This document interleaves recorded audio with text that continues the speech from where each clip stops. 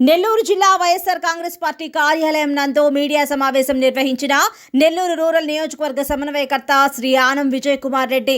ఈ సందర్భంగా ఆనం విజయ్ కుమార్ రెడ్డి మాట్లాడుతూ నెల్లూరు జగన్మోహన్ రెడ్డి పర్యటనలకు వేలాదిగా ప్రజలు తరలివస్తున్నారు. ప్రజలు రావడాన్ని అధికార పక్ష నాయకులు తట్టుకోలేకపోతున్నారు. ప్రజలను చూసి జగన్ పర్యటనలకు పోలీసు ఆంక్షలు పెడుతున్నారు.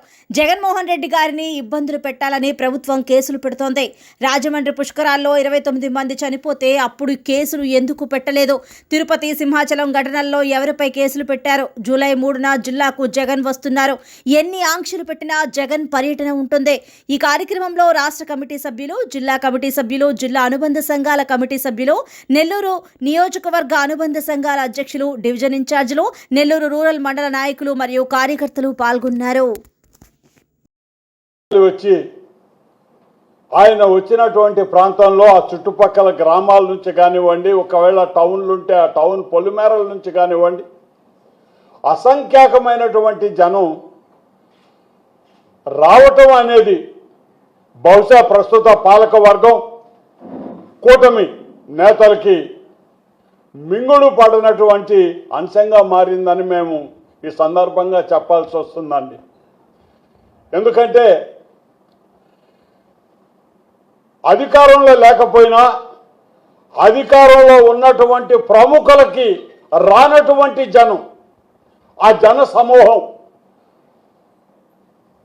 ప్రతిపక్ష హోదా కూడా ఇవ్వనటువంటి ఒక మామూలు పులివెందల శాసనసభ్యుడు వారి మాటల్లోనే, కూటమి నేతల మాటల్లోనే పులివెందల శాసనసభ్యుడు ఆయన ప్రాంతం కాకుండా వేరే ఇతర ప్రాంతాలకి రాష్ట్రంలో వెళ్ళినప్పుడు బహుశా కడపలో కూడా రానంత జన సమూహం వేలాదిగా రోడ్లు పట్టనటువంటి సందర్భంలో బహుశా అది జీర్ణించుకోలేనటువంటి కూటమి నేతలు కావచ్చు, ప్రస్తుత పాలకవర్గం కావచ్చు, విపరీతమైన ఆంక్షలు పెడుతూ ఏదైనా కార్యక్రమంలో ఒకరిని విచారించడానికో లేదంటే ఒక కార్యక్రమాన్ని ప్రజల దృష్టికి తీసుకురావడానికో అతను ఏర్పాటు చేసినటువంటి కార్యక్రమాన్ని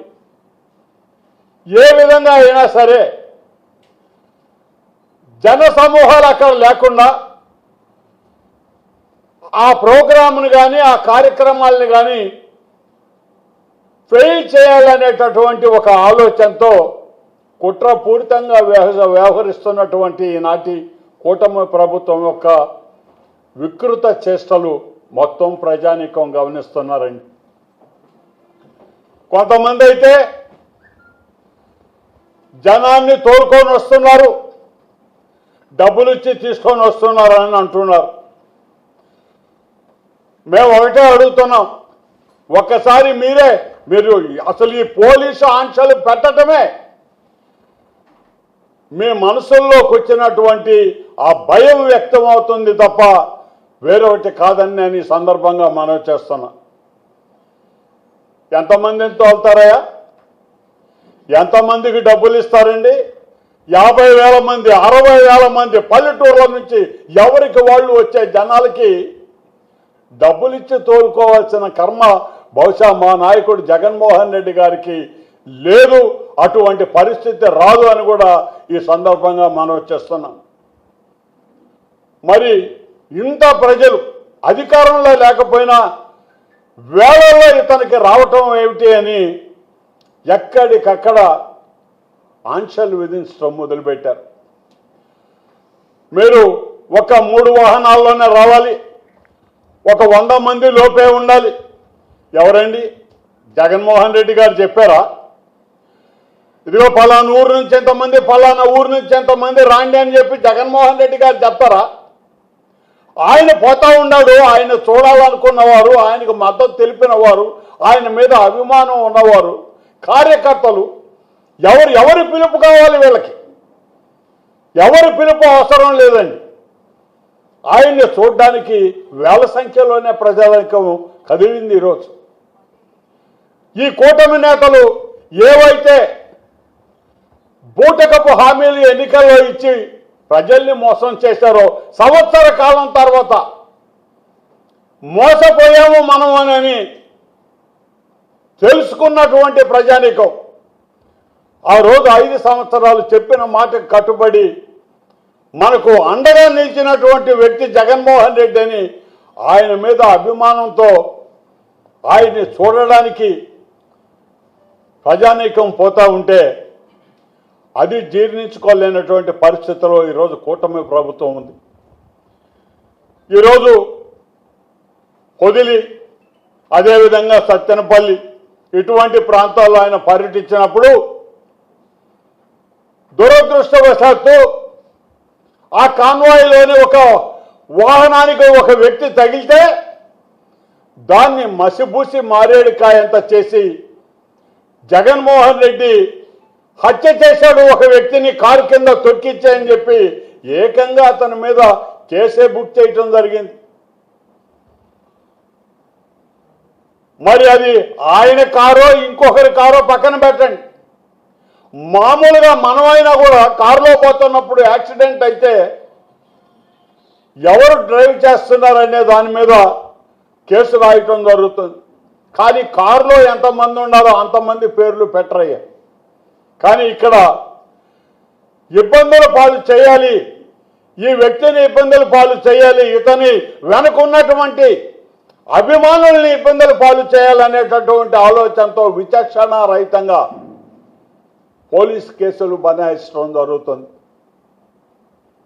మరి ఈరోజు ఆ రోజే యాక్సిడెంట్ జరిగిన రోజే ఎస్పీ గారేమో కాన్వాయ్లోని ఒక కారు గుద్దిందే తప్ప జగన్మోహన్ రెడ్డి గారు వెళ్తున్నటువంటి వాహనం కాదని ఇచ్చారు. ఆయన ఇచ్చిన స్టేట్మెంటే అధికారికంగా. తర్వాత 3 రోజుల తర్వాత ఒక వీడియో కేవలం కారు టైర్ కింద ఒక వ్యక్తి తల ఉన్నట్టుగా చిత్రీకరించి ఇది జగన్మోహన్ రెడ్డి కారు కింద తల నలిగింది అని చెప్పి ఒక రిపోర్టు తయారు చేసి జగన్మోహన్ రెడ్డి గారి మీద కేసు రాయటం జరిగింది. ఆయన ఒక ముద్దాయి, దాంట్లో A2. మరి ఈరోజు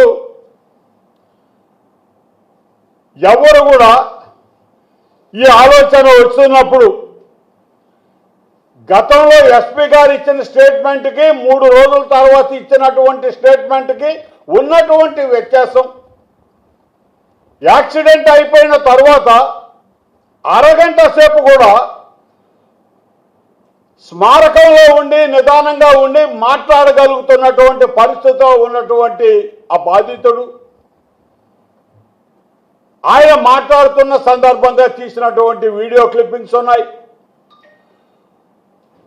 వెంటనే హాస్పిటల్కి తరలించండి అని వైఎస్ఆర్ కాంగ్రెస్ పార్టీ కార్యకర్తలు, అభిమానులు అక్కడ చెప్తే పోలీసులు అది ఏమీ లెక్క చేయకుండా అరగంట సేపు అతన్ని అక్కడనే పెట్టి తర్వాత తీసుకువెళ్ళేటటువంటి దాఖలా ప్రత్యక్షంగా కనపడతా ఉంది వీడియోల్లో.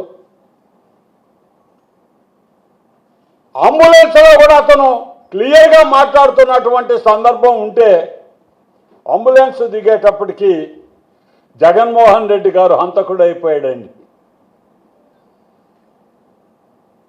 కానీ ఆ వీడియో ఏమన్నా ఒరిజినల్దా అంటే ఆర్టిఫిషియల్ ఇంటెలిజెన్స్ సహకారంతో ఏర్పాటు చేసినట్టుగా అది అనుమానాస్పదంగా ఉన్నటువంటి వీడియో.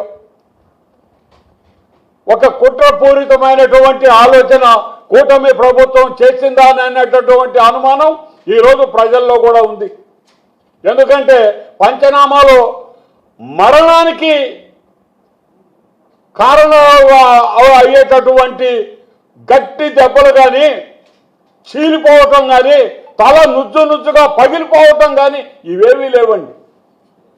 సాధారణమైనటువంటి గోక్కున్న దెబ్బలు, దవడ నలిగిన దెబ్బ చూపిస్తూ ఉన్నారు కదప్ప తల తెగటమో గొంతు తెగటమో ఇటువంటివి ఏవి కూడా అక్కడ లేవు. ఎందుకంటే ఆ బాధితుడు బాగా మాట్లాడుతున్నాడు. మరి ఎవరిని మోసం చేయడానికి, ఎవరిని ఇబ్బంది పాలు చేయడానికి ఇటువంటి ఆలోచనలు మరి పాలకవర్గం చేస్తుంది అంటే వాళ్ళకు ఒక్కటే కనపడతా ఉందండి. వేల సంఖ్యలో వాళ్ళకి రానటువంటి జనం, వాళ్ళు ఊహించని స్థాయిలో ఈరోజు జగన్మోహన్ రెడ్డి కాలు తీసి రోడ్లో పెడితే ఒక ప్రభంజనమైనటువంటి ఆ దృశ్యాన్ని వాళ్ళు చూసి కూడా ఓర్చుకోలేనటువంటి పరిస్థితులు ఉన్నాయా అని చెప్పి అందరికీ కూడా అనుమానం కలుగుతూ ఉంది. ఈరోజు అదే పోలీసు వారు అక్కడ ఉన్నటువంటి డాక్టర్స్ ఎవరైతే పోస్ట్ మార్టం చేస్తే వాళ్ళ అభిప్రాయం కూడా తీసుకోండి. 4 టన్నుల వెహికల్ తల మీద ఎక్కితే ఏమి కాదా, చితికిపోయి ఉంటే అక్కడే నుజ్జు అయిపోయి ఉండాలి, మాట్లాడే పరిస్థితి ఉండదు. అయినా కూడా ఇది జగన్మోహన్ రెడ్డి గారి కారే, జగన్మోహన్ రెడ్డి గారు తొక్కించిన వ్యక్తే చచ్చిపోయినాడు కాబట్టి జగన్మోహన్ రెడ్డి గారు హంతకుడు. అయ్యా మేము ఒక్కటే అడుగుతున్నాం, చంద్రబాబు నాయుడు గారు ఆయన గతంలో ముఖ్యమంత్రిగా ఉన్నా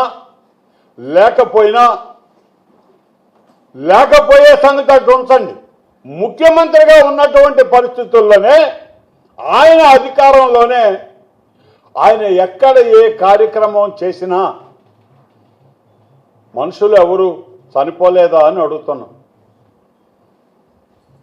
రాజమండ్రి పుష్కరాలు కావచ్చండి, ఆయనే ఉన్నాడు, పర్యవేక్షకుడు ఆయనే, పరిశీలకుడు ఆయనే, అక్కడే ఉండి ఆయన యంత్రాంగం మంత్రాంగం అంతా అక్కడ చేరి నభూతో నభవిష్యత్తులాగా చేస్తున్నాం అన్న చోటే 29 మంది కేవలం ఆయన ఫోటోషూట్ల కారణంగా చనిపోయిన రోజు పెట్టారా కేసు అని అడుగుతున్నా.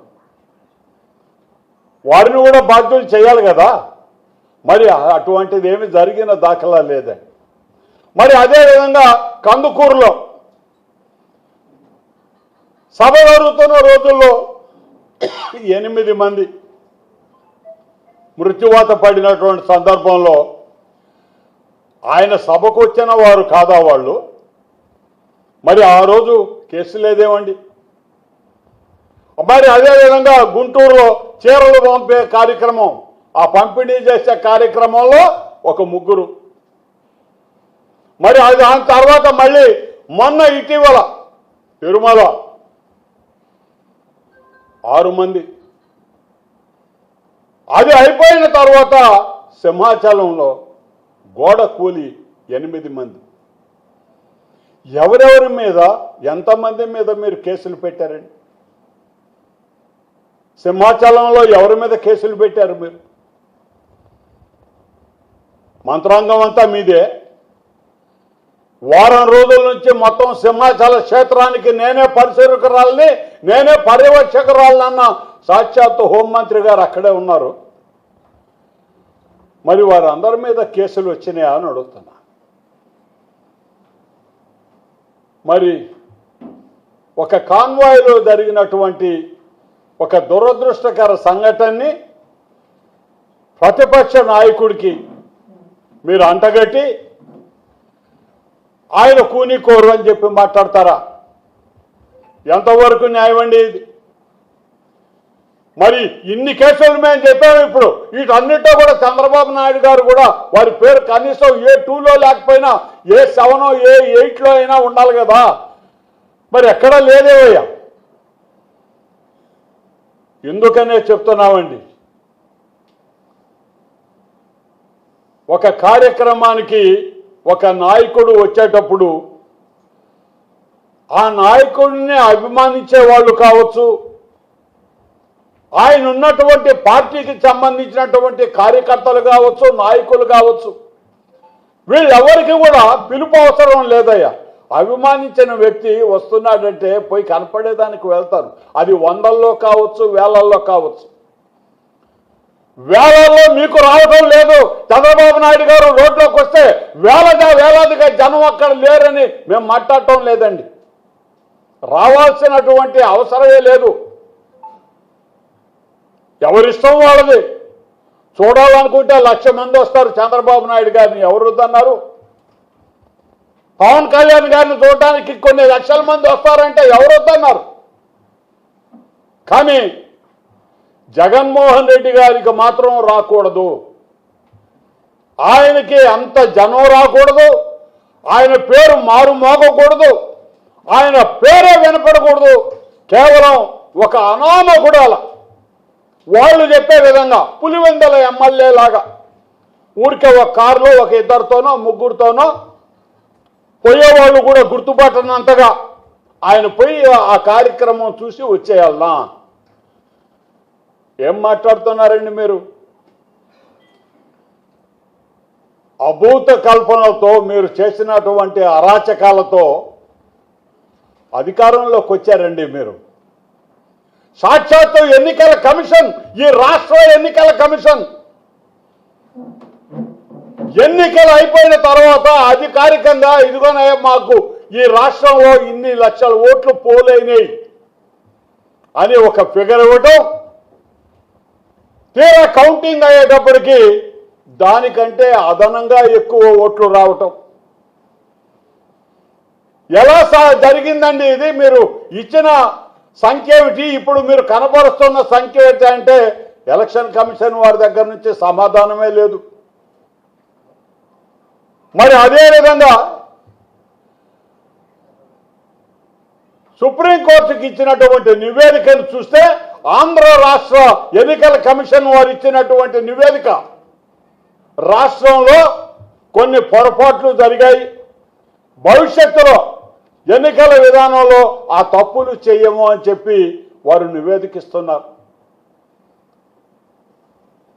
ప్రకాశం జిల్లాలో బాలినేని శ్రీనివాసరెడ్డి గారు 5 లక్షల రూపాయలు కట్టి ఒక్కసారి వీవీప్యాట్స్ లెక్క పెట్టండి అని కోర్టుకు వెళ్ళిన తర్వాత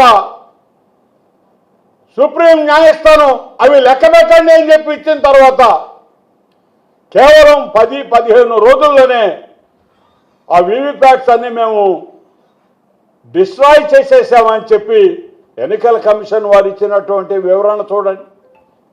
ఇవన్నీ చూసిన తర్వాత ఈవీఎం మాయాజాలంతో మీరు అధికారంలోకి వచ్చారని మేము అంటే పొరపాటు ఎలా అవుతుందండి?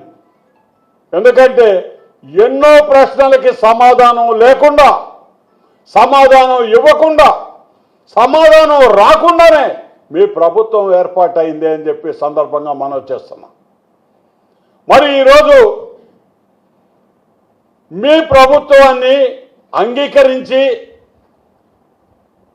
మీరు అనుకున్న విధంగా ఒక పులివెందుల ఎమ్మెల్యే స్థాయిలోనే ఆ నాయకుడు సంచరిస్తూ ఉంటే మీకు అది కూడా కష్టమైపోయింది.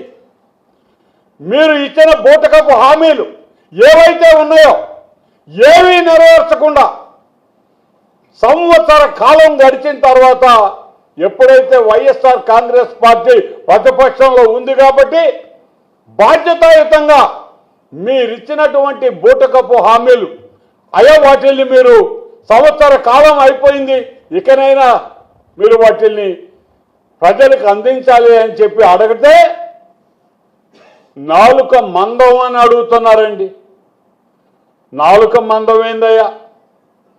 మీరే కదా చెప్పారు. 15,000 అన్నారు, 13 చేశారు. ఒక సంవత్సరం ఉంది ఎగ్గొట్టారు. నాలుక మందమా అది? మీ చెయ్యి మందమా? జగన్మోహన్ రెడ్డి గారు ఇచ్చిన ప్రతి ఒక్క పథకాన్ని మేము కొనసాగిస్తూ అంతకంటే మెరుగైన విధంగా మేము మీకు పథకాలు ఏర్పాటు చేస్తామని చెప్పిన తర్వాత జగన్మోహన్ రెడ్డి గారు ఇచ్చినటువంటి పథకాలు ఊసు ఈరోజు ఏమన్నా మీకు గుర్తుందా అని చెప్పి వైఎస్ఆర్ కాంగ్రెస్ పార్టీ మిమ్మల్ని అడిగితే నాలుక మందం అంటారా? ఎందుకంటారండి? మీరు ఇచ్చిన సూపర్ 6, సూపర్ 7 అడగరా? ప్రజలు కూడా అడుగుతారండి. ఖచ్చితంగా ప్రజల్లోకి వైఎస్ఆర్ కాంగ్రెస్ పార్టీ మొత్తం కదిలి గ్రామీణ ప్రాంతాల్లో సైతం ఇంటింటికి వెళ్ళి మీరు చెప్పినటువంటివన్నీ గుర్తు చేస్తుంది. తప్పకుండా ప్రజలే మిమ్మల్ని ప్రశ్నించే విధంగా మీరు చేసిన బూటకపు హామీలు ఏ విధంగా మీరు ప్రజల్ని ఎంత అందంగా మోసం చేసినటువంటి పరిస్థితి కూడా ప్రజలకు చెప్పాల్సిన బాధ్యత ప్రతిపక్షంగా మా మీద ఉందని మనవి చేస్తున్నా. మరి దానికి ఆంక్షలు ఎందుకు వస్తున్నాయి అని అడుగుతున్నా. వస్తున్నాడు, రేపు 3వ తేదీ నెల్లూరు జిల్లాకు వస్తున్నాడు ఆయన. ఆపవారు ఎంతమందిని ఆపుతావో చూస్తా. ఆయన చూడడానికి వచ్చే వాళ్ళని మీరెక్కడ ఆపగలరు? ఆపని మీరు వచ్చే అభిమానులను కానీ కార్యకర్తలను కానీ నాయకుల్ని కానీ ఎంతమందిని ఆపగలరు? నెల్లూరు జిల్లాకు 3వ తేదీ జగన్మోహన్ రెడ్డి గారు రావటం జరుగుతూ ఉంది. మీ ఆంక్షలు ప్రజలు ఎంతవరకు ఒప్పుకుంటారో కూడా చూస్తామండి. మొన్న పెట్టారు మీరు ఆంక్షలు, సత్తెనపల్లిలో పెట్టారు, పొదిల్లో పెట్టారు. ప్రజలు అంగీకరించలేదయ్యా మీరు పెట్టిన ఆంక్షల్ని. అంగీకరించకుంటేనే వేలాదిగా కార్యకర్తలు జనం వచ్చారు ఆయన్ని చూడడానికి. ఈరోజు నెల్లూరుకు వస్తున్నాడు ఆయన 3వ తేదీ. ఎవరు కూడా డబ్బులు ఇచ్చి పెరగటంలా, వాళ్ళకే వాళ్ళు స్వచ్ఛందంగా ఎప్పుడు వస్తున్నాడు జగన్మోహన్ రెడ్డి అని ప్రజలు అడుగుతూ ఉంటే ఈరోజు మేమందరం కూడా ఆయన రాక కోసం ఎదురు చూస్తున్నాం. మరి ఈరోజు మీరు పెట్టినటువంటి కేసులు, అక్రమ కేసులు, ఎన్ని కేసులు పెట్టారండి ఒక్కొక్కరి మీద? జగన్మోహన్ రెడ్డి గారు 5 సంవత్సరాలు పరిపాలించారండి. రాజశేఖర్ రెడ్డి గారు అంత ముందు చేశారయ్యా. స్వయంగా రాజశేఖర్ రెడ్డి గారు అడిగిన సందర్భం అసెంబ్లీలో మరి ఆ నేతలకు గుర్తుందో లేదో, బాలకృష్ణ గారి ఇంట్లో 2 చనిపోతే ఎవరు నీకు నిలబడ్డారు అని చెప్పి చంద్రబాబు నాయుడిని నేరుగా రాజశేఖర్ రెడ్డి అసెంబ్లీలో అడిగితే తలదించుకున్నది చంద్రబాబు నాయుడు గారు కాదా? మరి ఆ రోజు నుంచి పిచ్చాడని సర్టిఫికేట్ తెచ్చుకొని కోర్టు బయటకు తప్పుకొని వచ్చినటువంటి వ్యక్తి బాలకృష్ణ కాదా? ఆయనకి మైండ్ సరిగ్గా ఉండదంట, సర్టిఫికేట్ ఉంది. ఇటువంటి ఆలోచనతో మీరొచ్చి మా ఓటమిని అంగీకరించి ప్రజలు మమ్మల్ని ఎక్కడో కోపం వచ్చి ఆపినారు, మళ్ళీ వాళ్ళని సంతృప్తి పరిచే విధంగా మేము ప్రవర్తించి మళ్ళీ మేము ప్రజల ఆదరణ తీసుకోవాలనే ప్రయత్నంతో జగన్మోహన్ రెడ్డి గారు రోడ్లోకి వస్తూ ఉంటే లేనిపోని అబండాలు వేసి ఆంక్షలు పెట్టి అతన్ని దుర్మార్గుడిగా చిత్రీకరించాలనేటటువంటి మీ ఆలోచన విధానం ఎంత దారుణంగా ఉంది. ఒక్కసారి ప్రజల్ని కూడా గమనిస్తామని అడుగుతున్నాం. మరి ఈరోజు ఈ కార్యక్రమాలన్నీ కూడా తెలుగుదేశం ప్రభుత్వం కావచ్చు, ఈ కూటమి నేతలు కావచ్చు, వారు ఇచ్చినటువంటి హామీలు ఏవైతే ఎంతవరకు వాళ్ళు అమలు చేస్తారో అదేందో P4 అంట చెప్పాడు ఆయన. అదేందో చిన్నపిల్లకాయలకి ప్లే స్టేషన్లు ఉంటాయి, PS 1, 2, 3, 4 అని. అట్లా ఇతను ఈ 13 వేసాడు, మిగతాంతా P4కి అనుసంధానం అన్నాడు. ఒకటే మాట అయిపోయింది, ఆడికి నేను ఇచ్చేసా. సూపర్ 6 ఇచ్చేసా, సూపర్ 7 ఇచ్చేసా, ఎక్కువగానే మాట్లాడారు. ఇక మళ్ళీ దాని గురించి నాలిక మందం తీస్తారా అన్నట్టుగా చెప్తున్నాడు ఆయన. P4లో ఏమిచ్చావో చెప్పగలవా? చెప్పండి, మేము అడుగుతాం భవిష్యత్తులో. ఇది P4లో ఏం చేశారు, ఏమిచ్చారు, ఎవరిని దత్తు తీసుకున్నారు, P4లో ఎంతమందికి ఇచ్చారు, ఒక గ్రామంలో ఎంతమందికి P4 ద్వారా మీరు లబ్ధి చేకూరుస్తున్నారు, ఆ గణాంకాలు మీ దగ్గర ఉంటే దయచేసి చెప్పండి. మేము కూడా సపోర్ట్లు కొడతాం. బాగా చేశాడా, ఇది కొత్త విధానం ఏందో పట్టుకొని వచ్చినాడు ఈయన. కానీ ఇది కాదండి, మొహమాటం లేకుండా నిర్భీతిగా ఎన్నికల ముందు నోటికొచ్చినట్టు చెప్పి ప్రజలను ఆశపెట్టి ఓట్లు వేయించుకున్న తర్వాత అదే రకంగా ఈవీఎంల మాయాజాలంతో పదవుల్లోకి వచ్చిన తర్వాత ఈరోజు అన్ని హుష్కాకి అని చెప్పే మీ విధానం కన్నా జగన్మోహన్ రెడ్డి గారు 5 సంవత్సరాల కాలంలో పరిపాలనలో అతను చెప్పినటువంటివి ఎంతవరకు అతను నెరవేర్చాడు అనేది ఖచ్చితంగా ప్రజలు గమనిస్తారండి రేపు. అందుకే వస్తున్నారయ్యా జనం. ఊరికే ఎందుకు వస్తారు? జగన్మోహన్ రెడ్డి గారు దుర్మార్గుడైతే ఊరికే ఎందుకు వస్తారయ్యా? వేళల్లో వస్తూ ఉన్నారు జనం. అంటే మేము మోసపోయినావయ్యా అని చెప్పి చెప్పడానికే వస్తున్నారు. చూద్దాం రేపు నెల్లూరు మొత్తం జిల్లాకు సంబంధించిన కార్యకర్తలు, నాయకులు ఎవరు వాళ్ళ ఇష్టం, ఎవరు చూడాలనుకుంటే వాళ్ళు వస్తారా? ఆయన్ని ఏ ఆంక్షలు ఆపగలవో చూస్తాము. అది కూడా అందుకనే మనవి చేస్తున్నాను, ఇటువంటి దారుణమైనటువంటి పద్ధతులకి స్వస్తి పలకమని చెప్తున్నా. ఇటువంటి ఆంక్షలు కానీ, అక్రమ పోలీస్ కేసులు కానీ, ఎన్ని కేసులు అండి, ఎన్ని కేసులు పెట్టారు జిల్లా అధ్యక్షుడు కాకాని గోవర్ధన్ రెడ్డి గారి మీద, ఎన్ని పీటీ వారెంట్లు దొరుకుతూ ఉంటాయండి. ఈ ప్రసహనం దొరుకుతూనే ఉంటుంది జిల్లాలో, ప్రతి జిల్లాలో దొరుకుతూ ఉంది. మన జిల్లాలో కూడా అది మొదలుపెట్టారు, అది జరుగుతూనే ఉంటుంది. ఇంకా చాలామంది మీద కూడా వస్తాయి కేసులు. ఇంకా 4 సంవత్సరాల కాలం ఉంది కాబట్టి. కానీ అంతిమ నిర్ణయం రేపు ప్రజలు చూసేది, ఎవరు మాట మీద నిలబడ్డారనేది చూసిన రోజు వారు ఇచ్చేటటువంటి నిర్ణయానికి తప్పనిసరిగా వైఎస్ఆర్ కాంగ్రెస్ పార్టీ కట్టుబడి ఉంటుంది.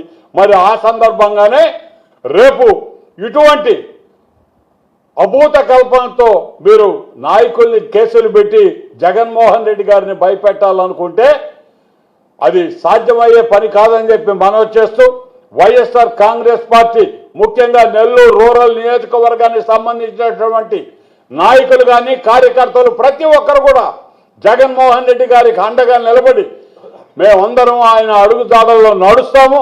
రేపు మేమందరం కూడా ఆ మహా వ్యక్తికి, మా నాయకుడికి ఖచ్చితంగా మా కార్యవర్గం అంతా స్వాగతం పలుకుతుంది అని చెప్పి మనవి చేస్తూ అందరికీ నమస్కరిస్తూ సెలవు తీసుకుంటున్నాను.